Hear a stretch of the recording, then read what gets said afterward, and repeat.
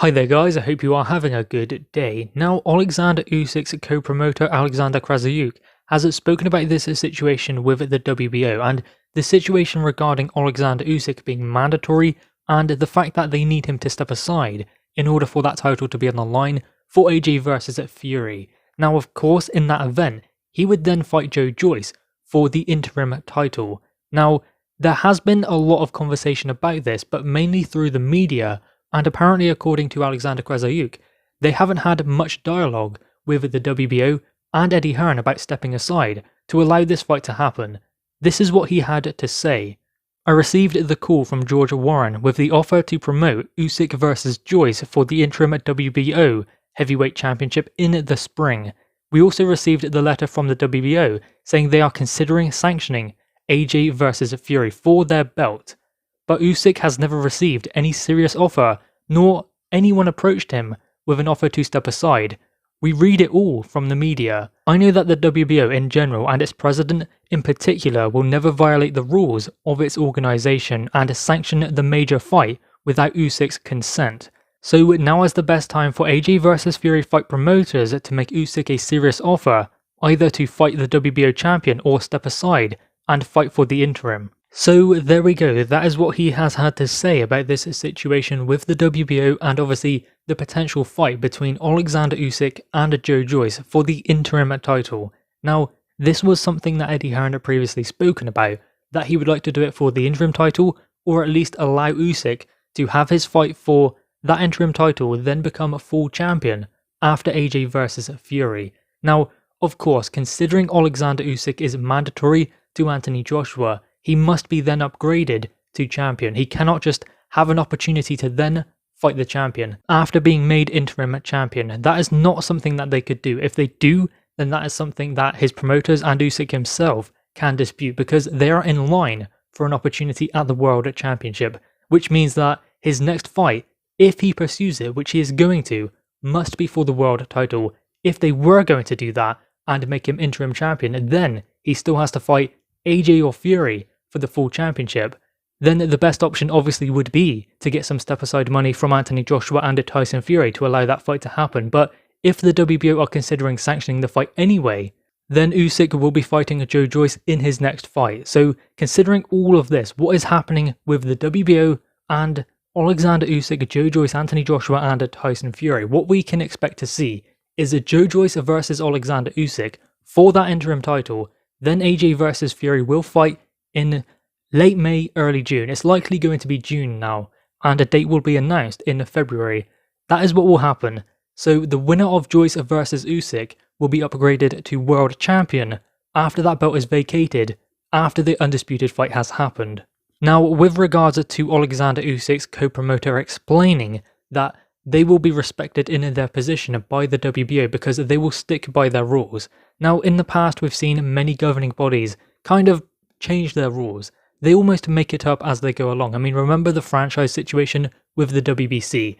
No one knew what was going on. Even Maurizio Sulaiman explained in an interview that he didn't really know. So that does tell you in the past that governing bodies haven't been in keeping with their own rules at times. I do believe that the WBO are a little bit different because they have had this rule of the champion in a lower weight class becomes mandatory automatically when they climb up to a different weight class. So Usyk was a WBO champion in the cruiserweight division, obviously when he was undisputed. So he had all of the belts, including that WBO. When he moved up, he instantly becomes mandatory to Anthony Joshua. Now, of course, he did wait and fought Derek Chisora in the interim while Anthony Joshua dealt with his IBF mandatory, and then he was able to hang on to that belt. If not, AJ would have had to vacate either the IBF and fight Usyk, or the WBO and go and fight Kubrat Pulev. So that did take some weight off the shoulders of Anthony Joshua because he didn't have those two obligations to deal with, and the possibility that he could have to vacate. Usyk was able to go and fight Derek Chisora. This time around he's not going to do that. He's not going to allow his world title opportunity to pass him by again. Because I know that everyone wants to see undisputed, but we do have to see it from Oleksandr Usyk's point of view. The fact that he's done everything asked of him, he's fought 2 fights at heavyweight. Yes, I know he's mandatory after fighting only 2 fights and fighting Derek Chisora, who wasn't highly ranked in the WBO, not at least for him to get a world title opportunity. But again, the WBO have those rules. They haven't changed them. That is what they are. So they have abided to those rules. They've allowed Anthony Joshua to go and deal with one of his mandatories in the interim. And now who can blame him for wanting to take his world title opportunity? But it won't come against Anthony Joshua because the WBO want to sanction the fight between AJ and Fury. Previously, we were led to believe that after the Kubrat Pulev fight, they would have to fight Usyk because the WBO actually explained on Twitter, I believe. They said that Eddie Hearn knows the value of a commitment that is obviously mandatory, and that was obviously with regards to Oleksandr Usyk, which made us believe that they were going to enforce that position. They were going to make AJ fight Oleksandr Usyk instead of fighting Tyson Fury next because they wouldn't sanction it.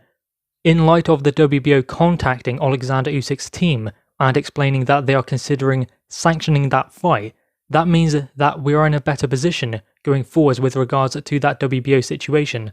A better position for Anthony Joshua and Tyson Fury, but not just that, Usyk as well. Because he needs to be given clarification of where he stands and what position he is in. Eddie Hearn did explain that he would first be going to the WBO to ask for an exception to make a unification fight, in fact make undisputed with Tyson Fury. Failing that, what they would do is go to Usyk, ask him to step aside, give him some money and say, can you wait for your opportunity once again? Failing that, they would vacate the belt. But it seems like they've gotten to the first hurdle and the WBO are happy to sanction the fight, but that does mean also that Usyk does need to be respected in his current position. I believe that maybe his co-promoter is a little bit worried that he's not going to be. That could be the reason behind him saying that the WBO will respect the position and will not violate their own rules. I mean, he's saying that, yes, but probably there is a hidden message in there of him thinking and hoping that they are not going to do that, and kind of putting that out there to say that these are not the rules of the WBO, and they will not violate them. Or will they? It doesn't seem like that is what he is trying to say. Obviously, at first we were told that it would be for the interim title, then the winner of AJ vs Fury would vacate the next day, allowing Joe Joyce or Oleksandr Usyk to be instated as a full champion.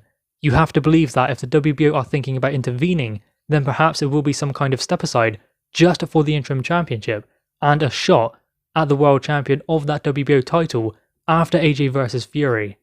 But guys, anyway, what are your thoughts on this? Make sure you leave your thoughts in the comments below, leave a thumbs up and subscribe if you are new. Thanks guys.